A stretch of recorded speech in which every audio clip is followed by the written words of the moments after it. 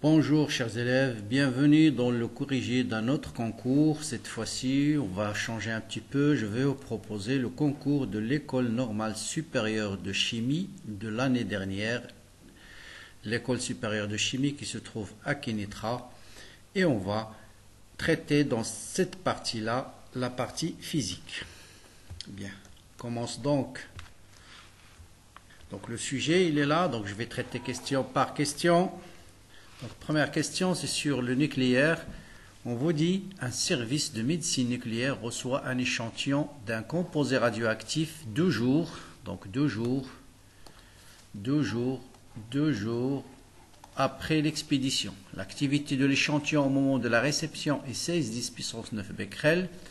L'activité de l'échantillon 8 jours après la réception ne vaut que 1 puissance 9 becquerels. Cochez la bonne réponse. On cherche la période.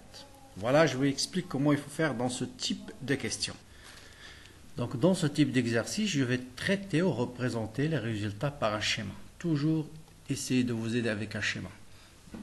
Voilà, on vous dit l'activité au moment de la réception. Je note ce temps-là. Le moment de la réception, je note R. Donc, on nous dit cette activité est de 16 puissance 9 becquerels.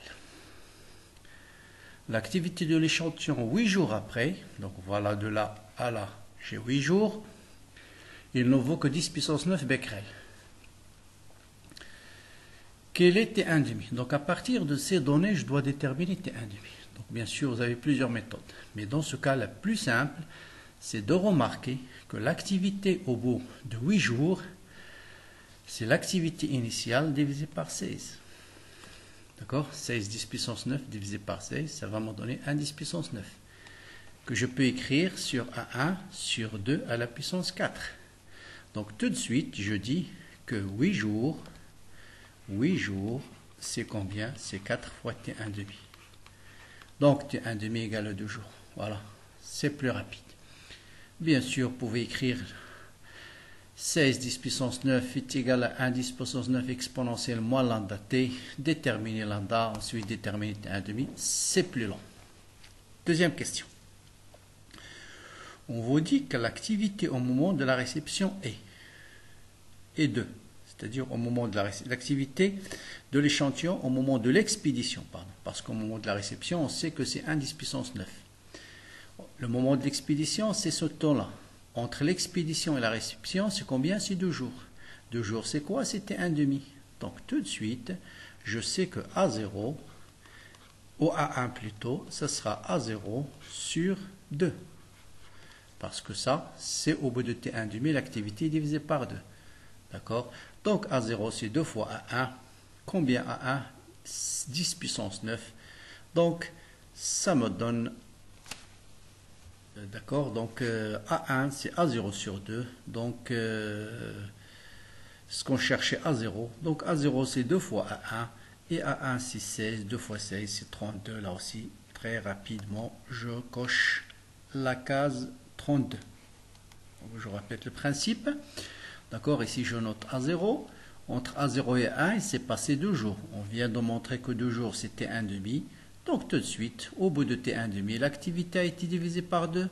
Comme on me dit que A1 c'est 16, donc l'activité initiale c'était de 32 10 puissance 9 becquerel, c'est-à-dire 32 gigabecquerel. Je rappelle, un gigabecquerel, c'est 10 à la puissance 9 becquerel. Donc voilà pour question 1 et 2.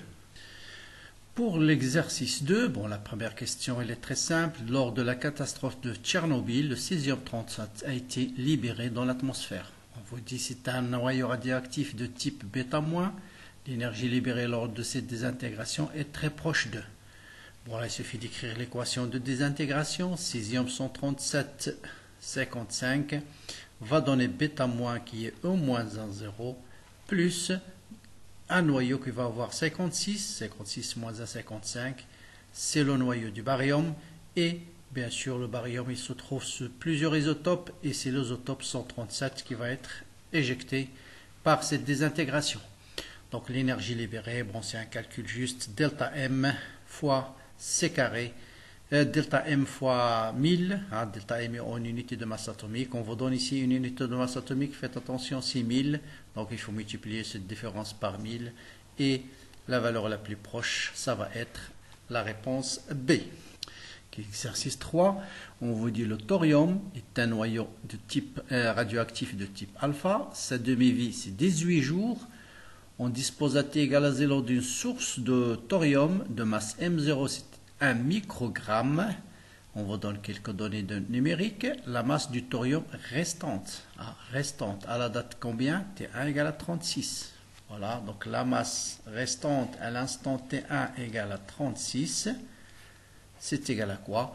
Normalement, c'est M0 exponentielle moins lambda T. Mais là aussi, il faut remarquer tout simplement que 36, c'est quoi? C'est 2 fois 18. Donc, c'est la masse qui va rester au bout de 2 fois T1 demi. Et ça, par définition, c'est M0 sur 2 à la puissance 2. Donc, ça sera M0 sur 4. Donc, c'est un quart de microgramme. Autrement dit, 0,25 microgrammes. Donc, vous voyez là aussi, très rapide, mais à condition d'appliquer correctement les bonnes formules. La date T2, au bout de laquelle la masse initiale de thorium deviendra égale à 1 nanogramme. Là aussi, on va essayer de faire une méthode très facile. Donc, la masse restante, c'est 1 nanogramme, c'est égal à 1 nanogramme. Par définition, c'est combien? C'est M0 sur combien? Donc, vous avez 1 microgramme, il faut le diviser par 1000. Pour avoir un nanogramme. Or, 1000, c'est à peu près égal à M0 sur 2 à la puissance 10. Je rappelle que 2 à la puissance 10, là c'est un chiffre qu'il faut retenir. On le trouve souvent dans des exercices. 2 à la puissance 10, c'est égal à 1024. Donc, vous voyez bien que la masse restante, ça sera donc M0 sur 2 à la puissance 10, donc le temps, donc là, on sait que la masse, donc ce qui implique la masse au bout de l'instant T, c'est M0 sur 2 à la puissance 10. Donc tout de suite, ce temps, c'est 10 fois T1 demi. Or, T1 demi, c'est 18 jours, fois 10, ça vous donne 180 jours. Voilà aussi une méthode très rapide pour répondre en nucléaire. Donc 180 jours, c'est la réponse A. Bien sûr, on peut faire la méthode longue M0, on connaît M de T, M0 exponentiellement lambda T, beaucoup de calculs. Mais là, toujours, si vous pouvez écrire M est égal à M0 sur 2 à la puissance N, ça va vous donner le temps d'une façon extrêmement rapide. L'exercice suivant, c'est sur les ondes. On vous dit un salve, les ondes mécaniques, un salve sonore, un salve ultrasonore émis par un émetteur et reçu par deux récepteurs, R1 et R2. La distance qui sépare les deux récepteurs, c'est 50 cm. C'est 50 cm. On relie YA, YB, qui sont reliés à YA et à YB d'un oscilloscope. Les deux signaux reçus sont décalés par une distance delta t. On vous dit le coefficient de balayage, c'est 0,25 millisecondes par division. Et delta t, c'est 6 divisions. Quelle est la vitesse? Bon, là, ça aussi, c'est très simple. La vitesse, c'est la distance sur le temps, tout simplement, sur delta t. Donc, la distance, c'est 50 cm qu'il faut toujours transformer en mètres, divisé par 1,5, 10 à la puissance moins 3. Et ça vous fait une fréquence et un temps qui est de 333, donc qui est proche de la réponse D. L'exercice suivant, on vous dit un sonar permet de déterminer la profondeur des fonds marins. Il est constitué d'un émetteur et d'un récepteur. Le sonar étudié est alimenté par une tension sinusoïdale de fréquence 20 kHz. La célérité de ces ondes, c'est 1500 mètres. La période correspondant à cette vibration est comprise entre ça et ça. Donc on va calculer la période. La période, c'est tout simplement 1 sur la fréquence. Donc c'est 1 sur 20 kHz, c'est-à-dire 2 à la puissance 4 Hz. Donc ça me donne 0,5. 10 à la puissance moins 3 secondes. Et ça me donne 5 10 moins 4 secondes. 5 10 moins 4, ça veut dire 50. 5 10 moins 4, 50 microsecondes. 10 moins 4 ici, 1 demi, c'est 0,5 10 moins 4, voilà, c'est 50 10 moins 6, donc c'est 50 microsecondes, donc c'est pas la réponse A. La longueur d'onde correspond à cette vibration, est comprise entre, la longueur d'onde est comprise entre quoi et quoi, cette vibration est dans l'infrarouge, donc là je le barre tout de suite, parce que les ondes sonores ne sont pas des ondes lumineuses, l'infrarouge ce sont des ondes lumineuses, et non pas des ondes sonores. Donc il nous reste à calculer la longueur d'onde. Or vous savez que lambda c'était V, donc est égal à 50 10 moins 6 multiplié par la vitesse qui est 1500. Voilà, et ça va me donner exactement 5 fois 15 c'est 75. 75, là j'ai 10 puissance 3 fois 10 moins 6 c'est 10 moins 3 mètres. Donc 75, voilà, c'est 75 mm. Autrement dit, je peux écrire ça 0,075 mètres. Et bien sûr, il est compris entre 0,074 et 0,76. Donc la bonne réponse, c'est la réponse C. Pour l'exercice 6, bon, ça sort du cadre de cette année. Vous n'avez pas encore fait l'énergie du photon. Ça fait partie de la dernière partie, mais je vous donne quand même la solution. Donc, un laser de puissance 2000 watts émet un faisceau lumineux de longueur d'onde lambda 0 est égal à 630 nanomètres. On vous donne la constante de Planck, la vitesse de la lumière dans le vide. On vous dit le nombre de photons transportés en secondes et proche d'eux. Donc là, il suffit d'utiliser la relation entre la puissance et l'énergie. La puissance, c'est l'énergie par unité de temps. Et vous savez que l'énergie de la lumière, d'une façon générale, la lumière peut être représentée par l'aspect ondulatoire ou bien par l'aspect corpusculaire. Et l'énergie d'une onde lumineuse, c'est le nombre de photons transportés fois l'énergie d'un photon. Et l'énergie d'un photon, c'est cette fameuse constante de Planck multipliée par la fréquence de l'onde. Et donc on peut déterminer le nombre de photons, c'est la puissance fois delta t divisé par h fois nu. Nu c'est la fréquence qui est égale à c sur lambda. Vous connaissez lambda, vous connaissez c, vous connaissez delta t, c'est une seconde, et vous connaissez la puissance, c'est 2000 watts qu'il faut transformer en watts, et vous allez trouver une réponse qui est la réponse A.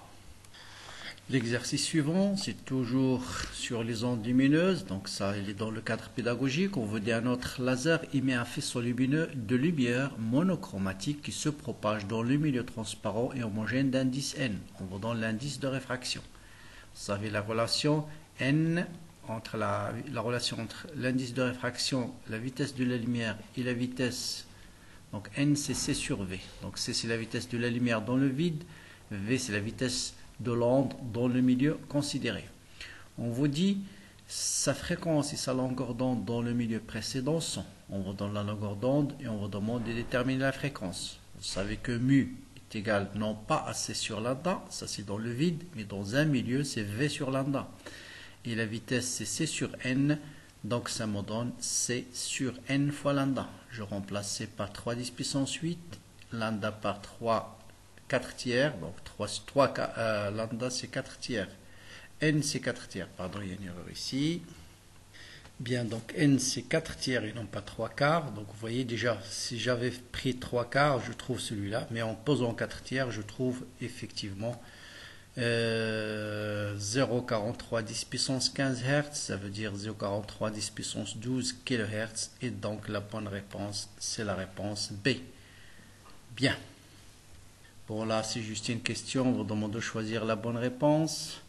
D'accord, donc cochez la fréquence d'une onde lumineuse monochromatique dépend du milieu, bien sûr c'est faux. La diffraction et les interférences mettent en évidence la nature ondulatoire de la lumière, c'est une bonne réponse. Donc les autres automatiquement sont fausses. Dans un milieu matériel, la célérité de la lumière est plus proche que dans le vide. Non. Ça dépend de l'indice, ça peut être très proche, ça peut être très loin. La longueur d'onde dans le laser est indépendante du milieu, bien sûr la longueur d'onde dépend du milieu. Donc la bonne réponse, c'est la réponse B. On passe à l'exercice 7, donc c'est un exercice de diffraction, donc là il faut faire très attention aux notations, donc j'ai fait le schéma ici. Donc on vous dit la longueur d'onde c'est 628 nanomètres, on place on observe dans une direction perpendiculaire au fil d'araignée l'image de diffraction sur un écran placé à 1 mètre. Voilà, D égale à 1 mètre. Sachant que la largeur angulaire de la tâche centrale, voilà ce qu'on appelle la largeur angulaire de la tâche centrale. C'est l'angle sur lequel on voit la tâche centrale. Donc la tâche centrale est celle-là. C'est alpha est égal à lambda sur R. Le rayon, c'est le rayon de fil d'araignée. Le biologiste a mesuré une tâche centrale de largeur D. Donc de là à là, la tâche centrale, c'est petit d 1,4 cm. Quel est le diamètre du fil d'araignée? Donc là, vous avez le diamètre du fil d'araignée, c'est 2 fois le rayon. Alpha, c'est cet angle. Par définition, c'est lambda sur R. Et cet angle, c'est 2 fois θ. Attention, cet angle, c'est 2 fois θ parce que θ, c'est cet angle. D'accord? Or, on sait que θ est égal, tangente θ, c'est de l'ordre de θ, est égal à cette distance-là, de là à là, c'est-à-dire d sur 2 divisé par d. Donc, je peux déterminer tout de suite le diamètre qui est 2 petit r égale à lambda fois 2d sur petit d. Et ça me donne 0,910 moins 4 mètres, ça veut dire 0,09 mm. Quelle est la valeur la plus proche? C'est 0,1. Parce que 0,09, c'est très proche de 0,1 mm. Donc la bonne réponse, c'est la réponse C. Question suivante, sur le circuit RC, on vous dit un condensateur de capacité 5 millifarad est chargé à l'aide d'un générateur qui débite un courant, donc un générateur de courant qui débite un courant constant I0 égale à 2 mA. La tension au bord des deux armatures au bout de 10 secondes est de, on sait que U de C est égal à Q sur C, qui est égal à I0 sur C fois T. Je remplace I0 par sa valeur, c'est 2, 10 à la puissance moins 3. Le temps, c'est 10 secondes. Et la capacité, c'est 5, 10 à la puissance moins 3. Donc, je simplifie par 10 moins 3, 10 moins 3. Qu'est-ce qu'il me reste? 2 fois 10, 20 divisé par 5, c'est 4. Et j'ai ici 4 volts. Deuxième question, on vous dit l'énergie stockée dans le condensateur est de... Donc, bien sûr, l'énergie stockée par un condensateur, c'est 1,5 C fois UC au carré. Donc, c'est 1,5 fois 5, 10 à la puissance moins 3, multiplié par 4 fois 4, c'est 16. 16 divisé par 2, ça fait 8. 8 fois 5, c'est 40. Ça me donne 40, 10 moins 3 joules. Donc, c'est 4, 10 moins 2 joules. Donc, c'est la réponse C. Question suivante, question 9. On me dit de déterminer la fréquence des oscillations électriques. Dans ce type de signal, il faut faire très attention. Là, je ne peux pas mesurer la période de là à là. Là non plus. Là, je peux mesurer à la limite 1, 2 et demi. Mais je remarque là, c'est plus facile. Donc là, je dois utiliser ce point. Donc vous avez ici une période, 2, 3, 4, 5. Donc je dois dire d'après la courbe, de toute façon là on ne vous demande pas de raisonner, il suffit juste de trouver la valeur, 5t est égal à 20, donc tout de suite t, 20 quoi, 20 millisecondes, donc t est égal à 4 millisecondes. Donc la fréquence c'est 1 sur t, 1 quart c'est 0,25 fois 10 puissance 3 Hertz, et ça me donne 250 Hertz, tout de suite la réponse D. On continue. Question suivante, toujours la suite. On me dit que l'amortissement ne modifie pas sensiblement la fréquence des oscillations et par conséquent la période. La capacité de C de si l'inductance est L est 2. Donc là, il suffit d'utiliser la définition de la période dans un circuit RL. Donc là, RL, bien sûr, c'est égal à 2pi racine carrée de L fois C. Donc là, puisque bien sûr on étudie le circuit LC, et donc là vous pouvez déduire tout de suite la capacité. Tout de suite vous avez T carré est égal à 4 pi carré L fois C. Donc C est égal à T au carré sur 4 pi carré fois L. Donc on a dit que T est égal à 4 millisecondes, donc 16 10 à la puissance moins 6 divisé par 40 fois L, c'est 10 moins 1. Voilà, donc ça me donne à peu près Donc 16 sur 40, ça me donne à peu près 4 10 moins 6. Et 4 10 moins 6, c'est 4 microfarads.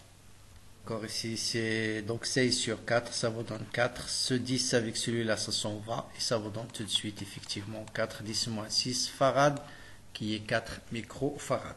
On continue. Donc, c'était en fait la dernière question de sujet de chimie de l'ENS, de l'École nationale de chimie de Kénétra. Donc, voilà la demande toujours de l'un des élèves qui m'a demandé de faire le corrigé de ce sujet. Bientôt vous aurez la suite, partie 2, chimie. Et donc voilà, et bien sûr, comme vous savez, cette école, ça fait 2 années qu'elle a ouvert. Donc elle a passé pour le moment 2 concours, le concours 2019 et le concours 2020. Et bien sûr, dès que j'ai un petit moment, bien sûr, je vais vous faire le corrigé aussi de l'année 2019. Voilà. Bon courage, partagez ces vidéos avec vos amis, concentrez-vous avec la préparation et à très bientôt.